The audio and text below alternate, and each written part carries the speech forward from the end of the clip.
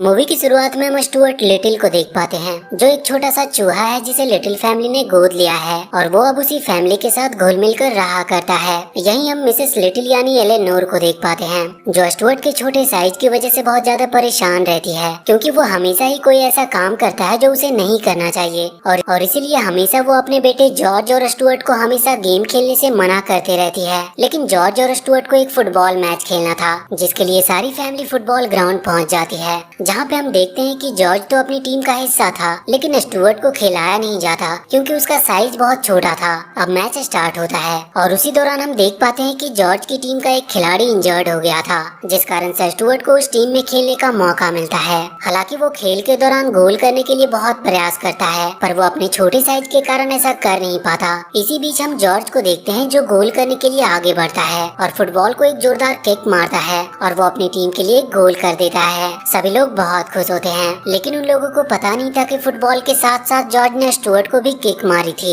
इसी कारण वो भी गोल पोस्ट पर जाकर सीधा टकरा जाता है। ये देखकर उसकी मॉम एलेनोर बहुत ज्यादा चिंतित होती है। घर पहुंचने पर एलेनोर अपने हस्बैंड फ्रेडरिक को बताती है कि उसे अपने छोटे बेटे स्टुअर्ट की बहुत ज्यादा फिक्र है, लेकिन फ्रेडरिक उसे समझाते हुए कहता है कि वो हद से ज्यादा स्टुअर्ट की फिक्र करती है और उसे ऐसा करना नहीं चाहिए, क्योंकि स्टुअर्ट को भी एक आम इंसान की तरह बनने का शौक है। इसके बाद हमें स्टुअर्ट और जॉर्ज दोनों को दिखाया जाता है, जो अपने अपने रूम में मौजूद थे।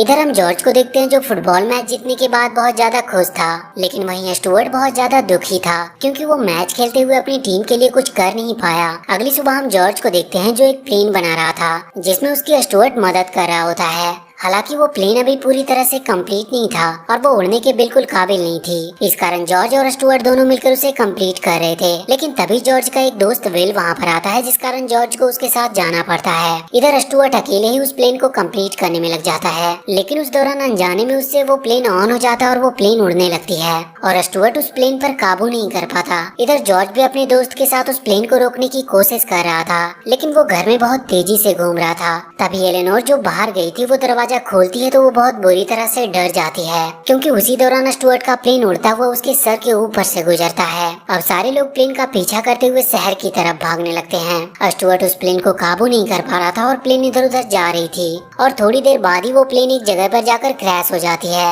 एलेनोर अपने बेटे को लेकर बहुत ज्यादा फिक्र करने लगी थी। उसके पास जाकर वो लोग देखते हैं तो उन्हें पता चलता है कि स्टुअर्ट को कोई चोट नहीं आई, लेकिन जॉर्ज अपने प्लेन के टूट जाने के बाद बहुत ज्यादा दुखी था। इसी कारण वो स्टुअर्ट पर बहुत ज्यादा गुस्सा करता है, लेकिन एलेनोर उसे प्लेन को वहीं पर छोड़कर अपने घर चलने को कहती है। इस बात से स्टुअर्ट बहुत ज्यादा दुखी होता है, क्योंकि उसने अपने ही भाई का वो प्लेन तोड़ दिया था, जो उसने बड़ी मेहनत से बनाया था। इस कारण वो अपनी फैमिली के साथ घर नहीं जाता। इधर हम फ्रेडरिक और स्टुअर्ट को देखते हैं, जहाँ पर फ्रेडरिक अपने बेटे स्टुअर्ट को समझाने की कोशिश कर रहा था। वो बताता है कि तुम्हें तुम्हारे जैसे दोस्त बनाने चाहिए, जो तुम्हें समझ सके। अगले दिन हम स्टुअर्ट को देखते हैं, जो स्कूल पहुँच चुका है, जहाँ पर वो अपने कुछ दोस्त बनाने की कोशिश करता है, लेकिन उस स्कूल में कोई उससे दोस्ती नहीं करता, क्योंकि वो एक चूहा था। इससे स्टुअर्ट बहुत ज्यादा नाराज होता है। तभी हम वहाँ पर जॉर्ज को देखते हैं, जो हर रोज स्टुअर्ट के साथ ही स्कूल खत्म होने पर घर जाया करता था, लेकिन आज वो अपने दोस्तों के साथ चला जाता है, क्योंकि वो अभी तक स्टुअर्ट से गुस्सा था।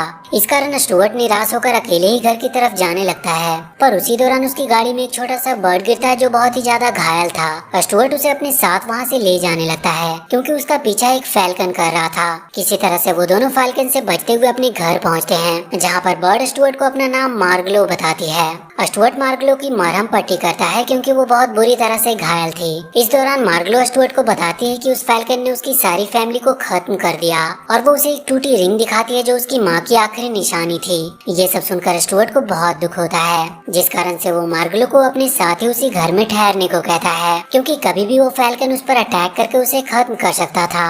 मार्गलो स्टुअर्ट की इस बात को मान जाती है। इसके बाद स्टुअर्ट अपने एक दोस्त स्नोबेल से मिलाने के लिए मार्गलो को ले जाता है, जो कि एक बिल्ला था। स्नोबेल भी स्टुअर्ट के साथ ही वहाँ पर रहा करता था। वो मार्गलो को देखकर डर जाता है, क्योंकि